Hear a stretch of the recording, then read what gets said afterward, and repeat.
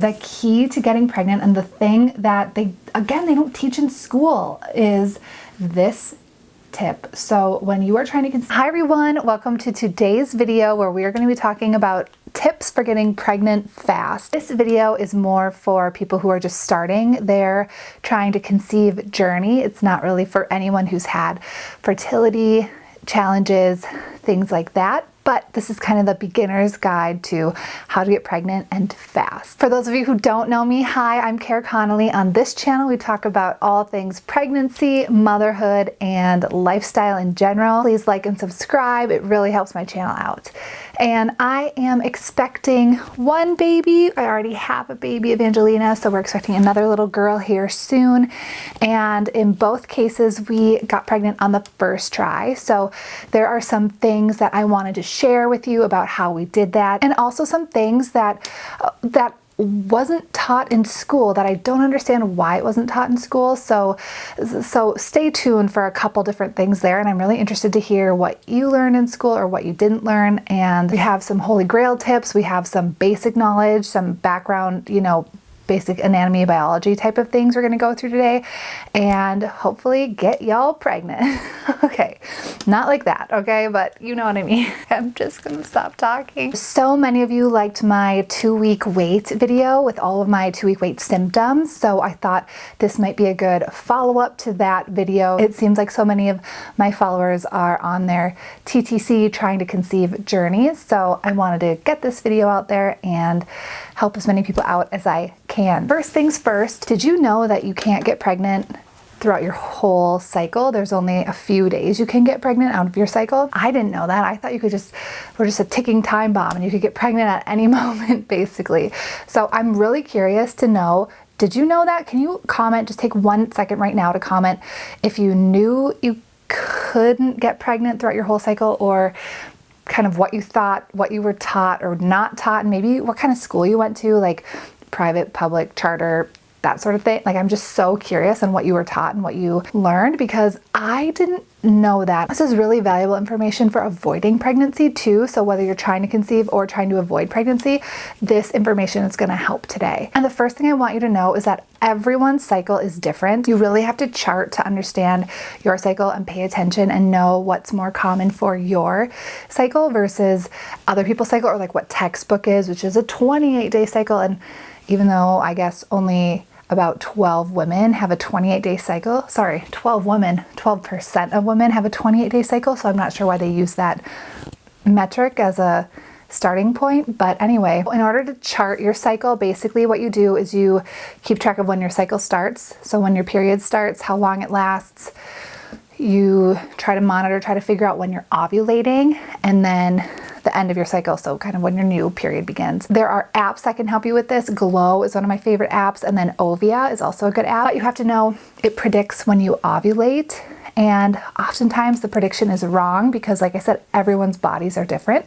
So just know that you really have to chart and get to know your body, and we're going to talk about how to do that in this video, about how to get to know your body. Anyway, charting is a whole different thing, which we can talk about if you want to. Let me know in the comments below if you want to know more about charting. The apps are a really good way to kind of track your cycle. And then the other thing is, you need to know when you're ovulating in order to get pregnant. Like, that is the number one kind of thing that's going to help you understand your body, understand when you're fertile and when you can actually get pregnant. So to do that, you chart, you follow the signs and symptoms. But the best way, the easiest way to really know, because even if you're charting and you're doing everything right, you might miss it. Like, it happens so quick, or you get busy or whatever.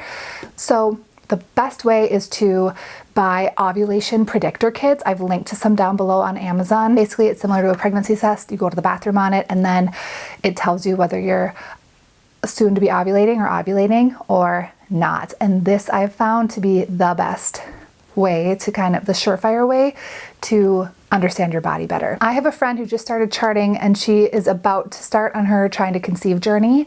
And she says she is so surprised at she ovulates all different times every cycle. So again, something you need to know and pay attention to if you are trying to conceive. We are going to dive right in. I'm using a whiteboard to kind of go through, and I'm going to show you kind of a little bit more about cycles.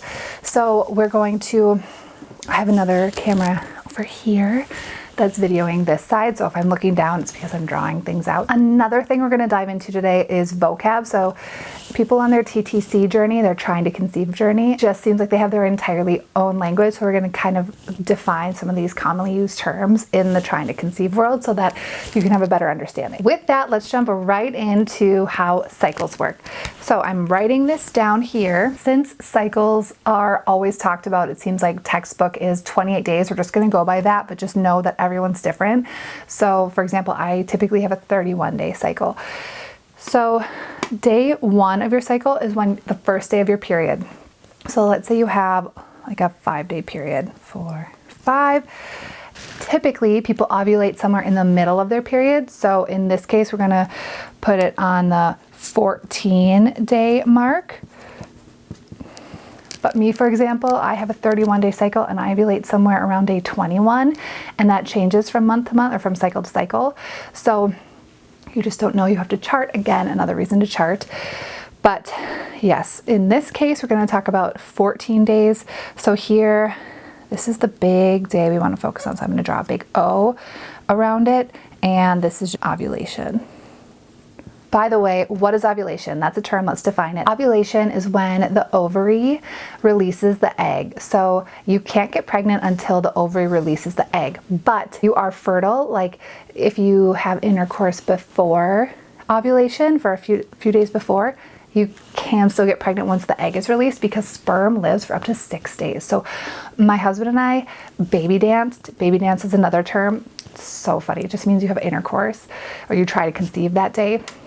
So we did it 6 days before I ovulated and still got pregnant. So if you're trying to avoid pregnancy, you might want to add 1 or 2 days like before the 6-day mark or 7-day mark, and I'll show you what I mean. But okay, here's day 14. So like 1, 2, 3. And then after you ovulate, you're pretty much done being fertile. But you can still, there's still a chance that the egg is still there waiting, so we include the day after. So this is really the fertile window.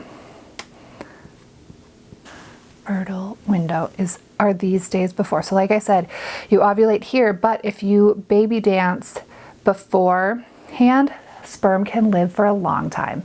So you want to make sure that you are trying to conceive on these days beforehand and the day of if possible. You can't always know exactly what day you're going to ovulate though, so you just want to try to do it every day or every other day during your fertile window. Okay, so days after ovulation are referred to as DPO, or days past ovulation. When we talk about the 2-week wait and your symptoms per DPO, like your symptoms like 1 day past ovulation, 2 DPO, 3 DPO.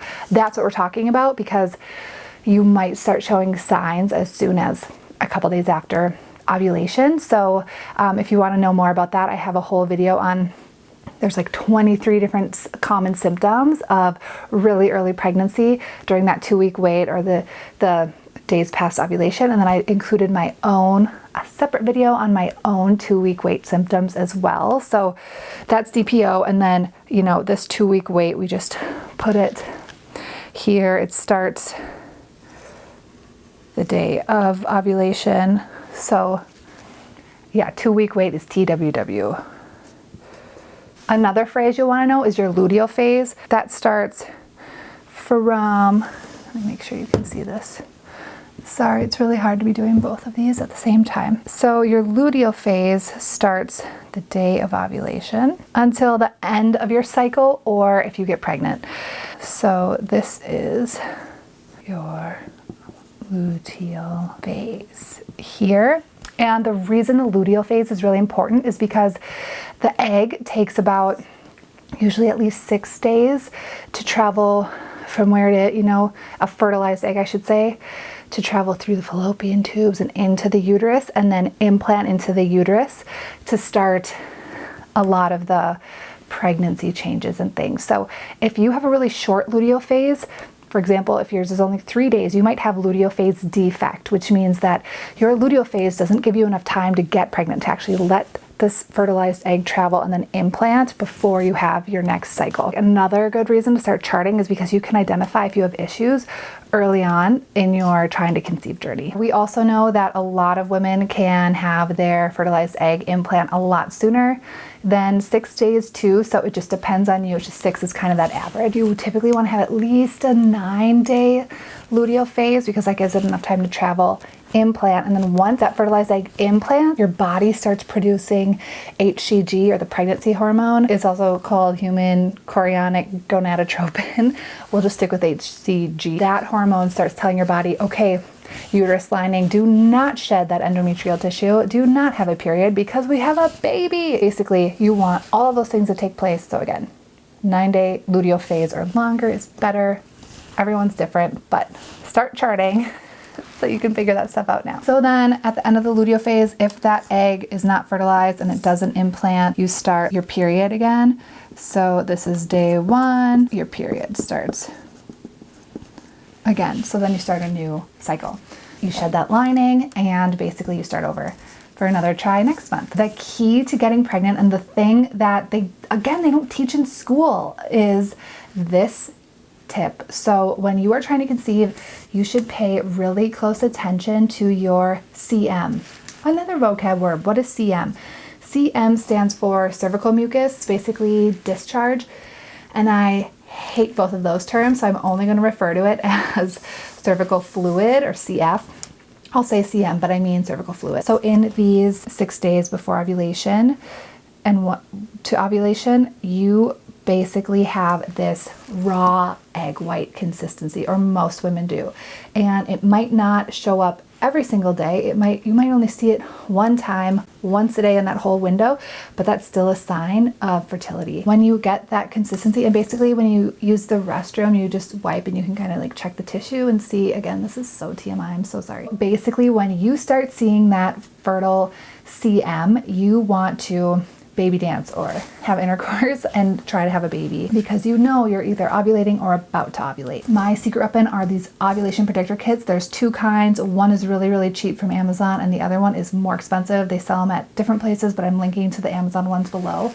The more expensive ones are like foolproof, but they're just pricier, and the cheaper ones you have to kind of get to know. Both of them are linked below. Just buy them. It takes such peace of mind out of it. You're like, the guesswork is just completely gone. Then after you ovulate here, your CM dries up. Like, you are basically dry until your next cycle. Okay, so let's review what we've learned so far. So number 1 thing I recommend is starting to chart right now. It's not too late. Even if you're 12 months into it, start charting, understand your body a little bit better, and just know when you're ovulating. Another way to do that is those ovulation predictor kits linked below. Buy those today on Amazon.